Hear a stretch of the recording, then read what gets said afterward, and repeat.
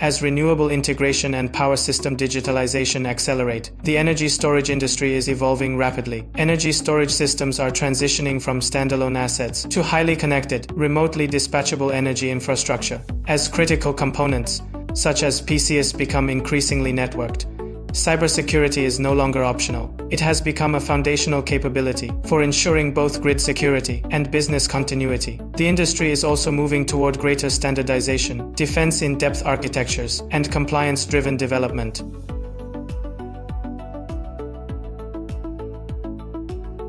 The EU has introduced a series of regulations and directives, including the Cyber Resilience Act and NIS2, which directly or indirectly impose cybersecurity requirements on manufacturers and their products. Meanwhile, the IEC 62443 series has emerged as a widely recognized framework for integrating cybersecurity throughout the entire life cycle of industrial products and systems. For PCS, common cybersecurity risks include weak or missing authentication, unauthorized remote access, unencrypted communications, and inadequate security mechanisms for software updates, leaving systems exposed to significant cyber threats.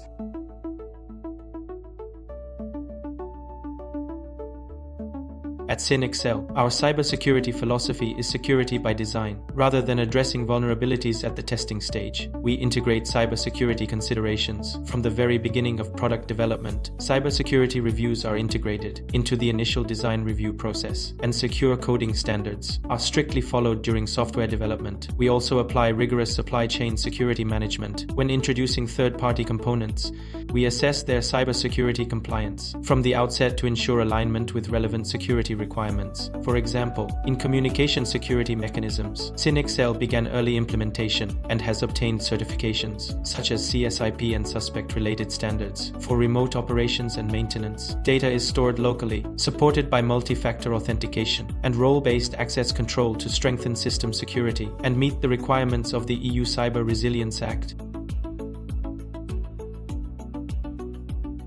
The key challenge introduced by current regulations is the shift of cybersecurity to a left-shifted security-by-design approach. In R&D processes, threat modeling must now be introduced at the architecture stage, alongside mandatory software bill of materials requirements, transparent management of open-source components, and strict 24 to 72-hour vulnerability response obligations, all of which test cross-functional coordination. The greatest impact on development is the establishment of a secure software development lifecycle and a comprehensive vulnerability response system, both of which must be embedded throughout the entire design and development process.